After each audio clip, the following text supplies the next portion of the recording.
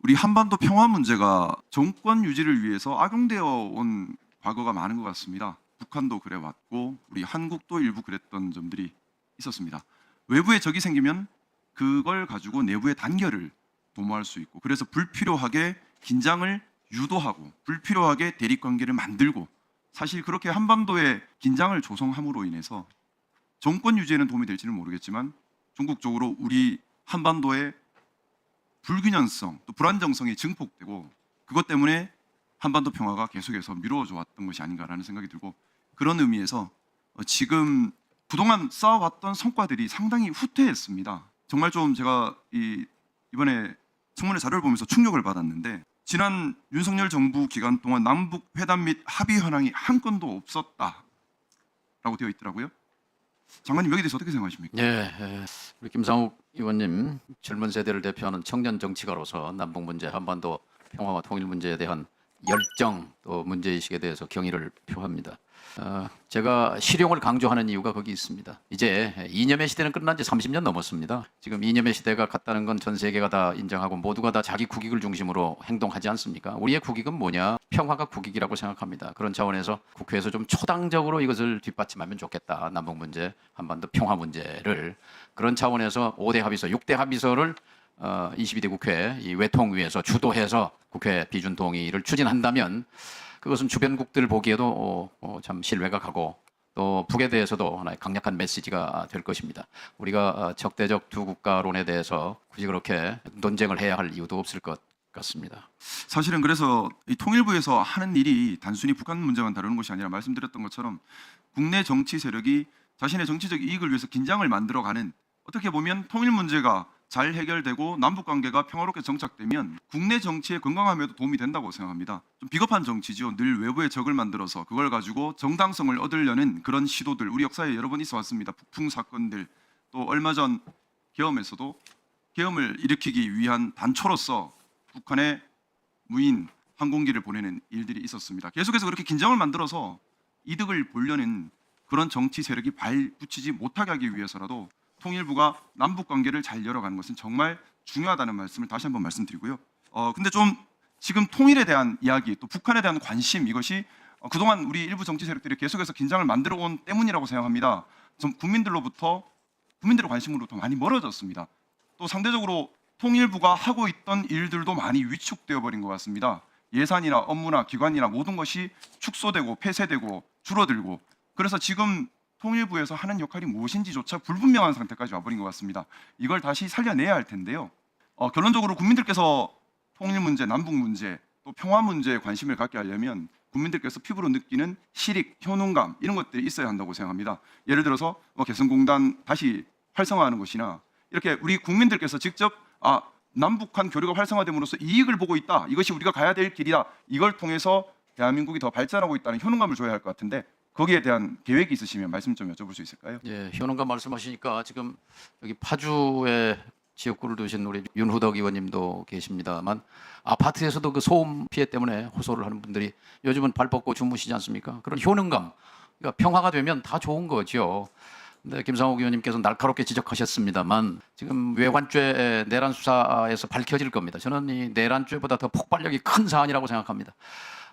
이 분단 이후에 이런 일은 없었습니다. 그러니까 국지전을 일으켜서 계엄의 명분으로 이용하려고 했다는 사실이 만일 사실로 확정된다면 정말로 비극적인 일이고 불행한 일입니다. 다시는 그런 망상이 한반도를 불바다로 만들 수 있는 그런 위험한 발상 자체가 불가능할 수 있도록 뒷받침하기 위해서도 여야가 초당적으로 좀 남북 문제는, 평화 문제는 합의하고 뒷받침해 주시면 좋겠습니다. 개성공단 재활성화에 관한 구체적 계획은 가지고 계십니까? 저는 모두에도 저의 꿈의 좌절을 얘기했습니다.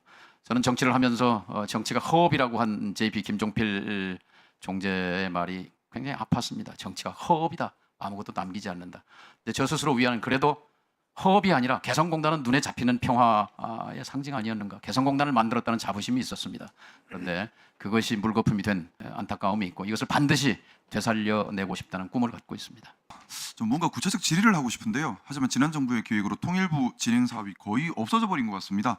참 안타까운 현실이고, 어떻게 보면 장관 되신 후에 무에서 유를, 또 망가진 것을 다 회복해야 하는 너무나 큰 책임을 지게 되신 것 같습니다. 어떻게 보면 두 가지 시각이 있는 것 같습니다.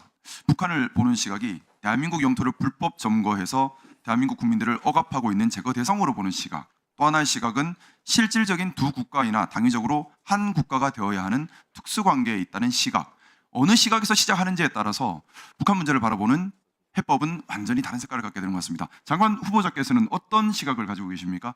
거듭 강조드립니다만은 이제 관념이 아니라 실용주의적 접근을 해야 한다고 봅니다. 있는 건 있는 거예요. 국가로 존재하지 않습니까? 실질적으로는 두 국가지만 우리가 한 국가가 되어야 예, 하기 예. 때문에 교류 협력을 해야 한다는 거지 예, 않습니까? 한 그렇죠? 국가를 지향하면서 두 국가의 현실을 인정하는 바탕 위에서 여러분이 말씀하셨습니다. 한정혜 의원님도 얘기하시고 그래서 법제화 할 수 있는 일이 지금 뭐 우리가 할 수 있는 일이 있잖아요. 굉장히 중요한 일. 그 박정희 정권 때 7.4성명부터 문재인 정부의 9.19까지 이어서 6대 합의를 국회가 뒷받침해 주신다면 이게 아마 남북 관계에서 일관성을 유지할 수 있고 우리가 독일 통일 모델을 따라갈 수 있는 그런 중요한 근거 기반이 된다고 생각합니다. 네, 말씀하신 합의가 이루어질 수 있도록 저도 애를 많이 쓰겠습니다. 제가 이 질문을 여쭤본 것이 보면 북한을 바라볼 때 계속해서 제거해야 될 대상적으로만 바라보는 시선들이 있습니다. 그것 때문에 우리나라 안에서 합의가 이루어지지 못하고 계속해서 정책의 일관성을 이루어가지 못하는 시각들이 있는데 이런 부분들을 바르게 바로잡아가는 것도 통일부의 중요한 역할이 아닌가 싶어서 그렇습니다. 연장선상에서 말인데요. 미국과 중국의 대립이 점점 심해지고 있습니다. 아마 앞으로 더 심해질 것입니다. 북한을 적으로만 규정하고 북한과 한국과 북한 사이에 대립이 심해진다면 저는 좀 우려스러운 것이 그런 겁니다. 지금 북한과 러시아가 가까워졌고요. 또 중국과 북한의 관계는 계속해서 혈맹 관계로 가고 있습니다. 그러면 북한은 어떻게 보면 중국과 러시아에 이용될 수 있는 존재일 수도 있습니다. 미국과 러시아, 미국과 중국의 대립 관계에서 북한이 이용되어 버린다면 또 한국이 미국이 중국을 견제할 때 견제 수단으로 이용되어 버린다면 이 한반도가 다시 한번 전쟁, 대리전을 겪는 그런 현장이 될 수도 있다는 우려가 있는데요. 그렇기 때문에 이 땅의 평화 구축은 지금 정말 중요하다고 생각합니다. 미국과 중국의 대립이 격화될수록 이 땅에 전쟁이 나지 않도록 반드시 한국과 북한 사이에 신뢰 관계를 회복해야 한다고 생각합니다. 그런 면에서 이번에 북한의 무인기가 간 것은 그 신뢰 관계에 치명적 타격을 준 일이고 반드시 회복해야 할 일이라고 생각하는데요. 장관이 되신 후에 이 문제 풀기가 쉽지 않을 것 같습니다.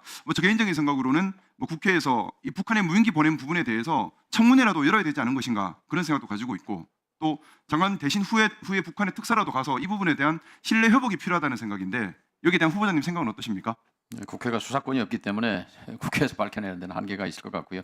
지금 내란 특검에서 외환죄 수사를 하고 있고 그중에 지금 뭐 드러난 것이 작년 10월 3일, 9일, 10일 그리고 11일 날 발견된 4차례 무인기 보낸 거죠.